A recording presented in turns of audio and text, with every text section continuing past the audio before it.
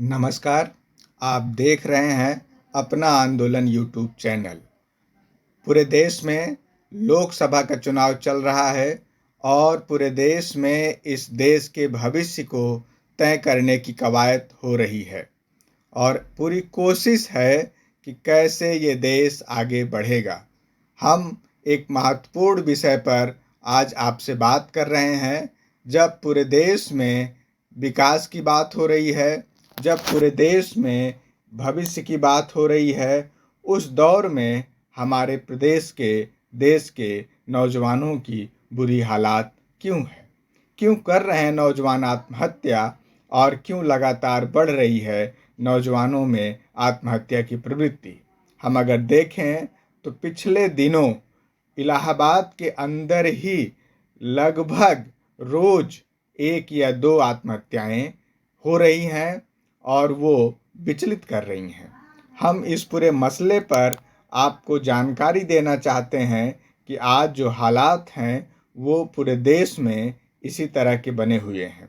आज हम जब आपसे बात कर रहे हैं तो आज के अखबार में ये खबर है, कई लोगों ने देखा होगा और इस माध्यम से और लोग भी देखेंगे।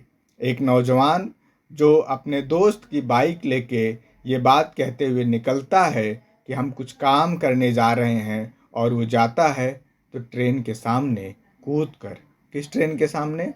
वंदे भारत एक्सप्रेस।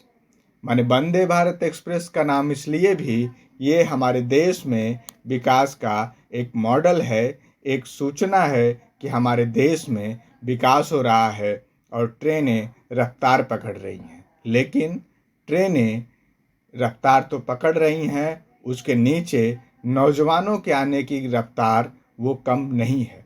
तो हम ये सिर्फ एक आज की घटना नहीं है, इसके कुछ दिन पहले, माने ये रोज़ आत्महत्याओं की घटना है, लेकिन जो लगातार ज़हन में आ रही है, अल्लाहपुर में एक लड़की जो बीटीसी कर रही थी। मैं ये आपसे कहना चाहता हूँ कि लड़की हो और बीटीसी की तैयारी कर रही हो, बीटीसी क्वालिफाई हो और प्राथमिक शिक्षक बनना चाहती हो और वो मजबूरी में आत्महत्या कर ले। उसी तरह से एक नौजवान ने आत्महत्या किया और लगातार माने आए दिन ये घटनाएं हमारे सामने हैं। राज्यसभा में एक आंकड़ा जिसमें ये बताया गया कि इस देश के अंदर 2018 से 2020 तक 9,140 लोगों ने आत्महत्या किया। ये जो नौजवानों की आत्महत्या है ये हमको विचलित कर रही है और आपको मैं बता दूं कि ये आत्महत्या 2014 की तुलना में 2020 आते आते 60% बढ़ गई। माने ये जो बढ़ोतरी है आत्महत्या में, इसका भी अपना मायने है।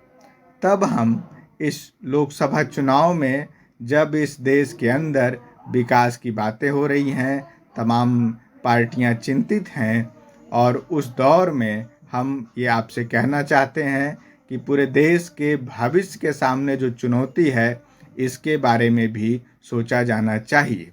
अगर नौजवान ये लगातार आत्महत्या करते रहेंगे तब विकास की चाहे जितनी बात हम कर लें, वो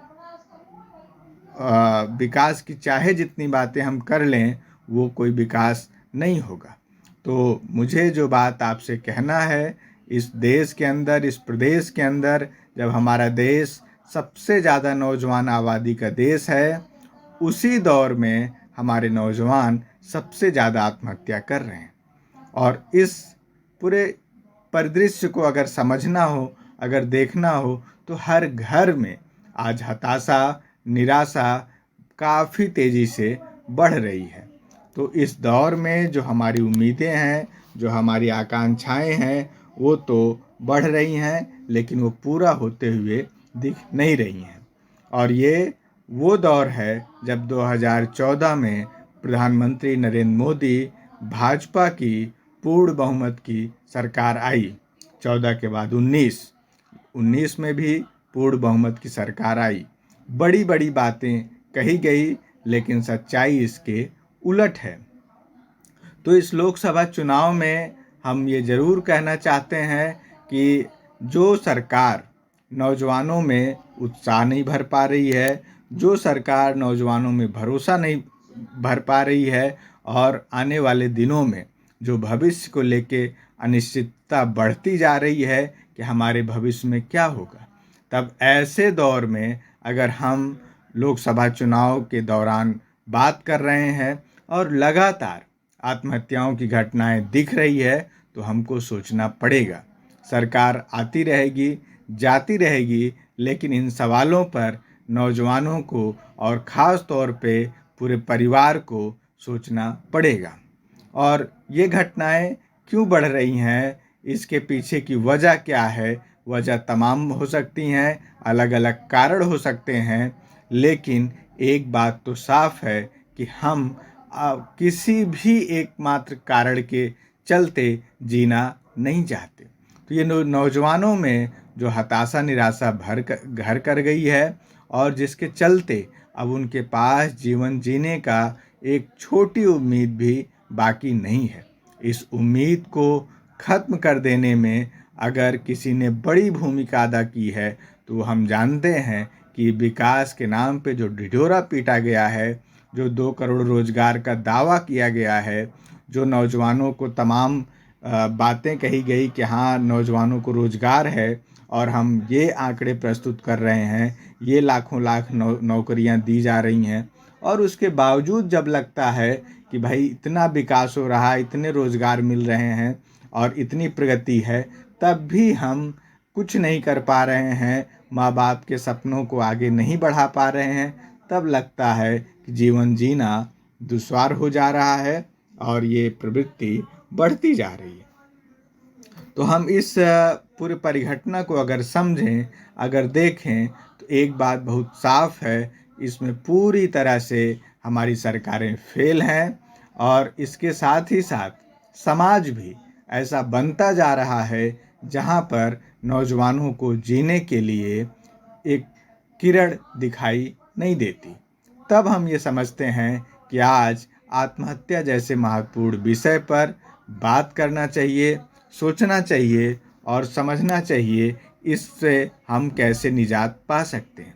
अगर आंकड़े की बात करें तो 2018 में 2741 नौजवानों ने आत्महत्या किया है, 2019 में 2851 और 2020 में 3548।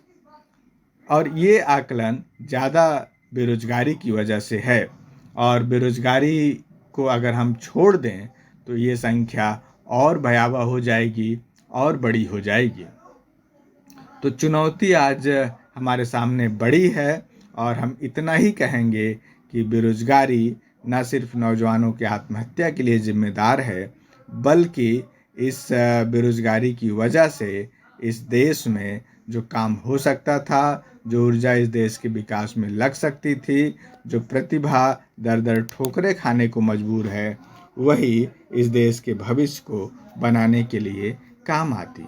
तो सवाल बड़ा है, लेकिन हम ये ज़रूर कहेंगे कि आप जो भी तय करिए अपने देश के भविष्य के लिए, लेकिन ये समझते रहिए कि 2014 से 2020 आते आते 60% वृद्धि आत्महत्या में हुई है और 20 से 24 के आंकड़े हमारे पास अभी उपलब्ध नहीं हैं, लेकिन हम ये ज़रूर समझते हैं इस आंकड़ों में दिन प्रतिदिन बढ़ोतरी नज़र आ रही है।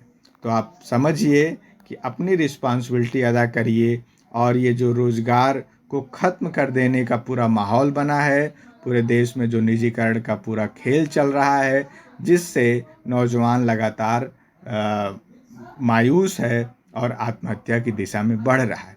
एक बड़े हिस्से के पास अपना जीवन जीने का और कोई रास्ता नहीं है, लिहाजा वो मजबूरी में आत्महत्या की दिशा में बढ़ रहा है। तो हमको सरकारों पे दबाव डालना है और नौजवानों के लिए कोई नई पॉलिसी बनाए, इसके लिए कोशिश करना है और हम समाज का भी ऐसा निर्माण करें जहां कोई खुद को जीने लायक महसूस करे। हम अभी इतनी ही बात कर रहे हैं, इस मसले पर ख़ास तौर पर जो लगातार आत्महत्याएं बढ़ रही हैं, इस सवाल को लेके हम और छात्रों से भी और बुद्धिजीवियों से भी और इंटेलेक्चुअल्स जो साइकोलॉजिस्ट हैं उनसे भी बात करेंगे नेक्स्ट वीडियो में। और हम कोशिश करेंगे कि हम जानें ये जो लगातार नौजवानों की आत्महत्या बढ़ रही है, इसका हल क्या हो सकता है, हमारी क्या भूमिका हो सकती है, इसको हम भी सुनिश्चित करें।